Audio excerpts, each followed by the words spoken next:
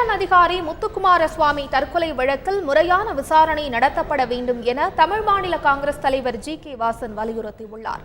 மதுரையில் செய்தியாளர்களிடம் பேசிய அவர், தமிழகத்தில் குடிநீர் தட்டுப்பாடு ஏற்பட்டுள்ள நிலையில் ஆழ்துளை கிணறு அமைக்க 5000 ரூபாய் முன்பணம் செலுத்தி அனுமதி பெற வேண்டும் என்ற உத்தரவை தமிழக அரசு திரும்பப் பெற வேண்டும் என கேட்டுக்கொண்டார். மதுரையில் போக்குவரத்து நெரிசலை குறைக்க மேம்பாலங்கள் மற்றும் சுற்றுவட்ட சாலை அமைக்க வேண்டும் என்றும் வலியுறுத்தினார். சத்துணவு பணியாளர்கள் போராட்டத்துக்கு தமிழ் மாநில காங்கிரஸ் ஆதரவு அளிப்பதாகவும் அவர் குறிப்பிட்டார். வரும் 14ஆம் தேதி மதுரையில் நடைபெறவுள்ள பொதுக்கூட்டத்தில் மக்கள் விடுதலை கட்சி தமிழ் மாநில காங்கிரசுடன் இணைக்கப்பட இருப்பதாகவும் வாசன் கூறினார். முன்னாள் அமைச்சர் சம்பந்தப்பட்ட விசாரணை என்பது முறையாக நடைபெற வேண்டும். வழக்கினுடைய தன்மையை மாற்றுவதற்கான எந்தவிதமான குறுக்கீடுகளும் இருக்கக்கூடாது. அதன் அடிப்படையிலே குற்றவாளிகளை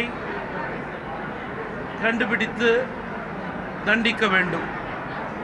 மேலும் பாதிக்கப்பட்ட அரசு அலுவலருடைய குடும்பத்திற்கு உரிய பாதுகாப்பை அரசு கொடுக்க வேண்டும்.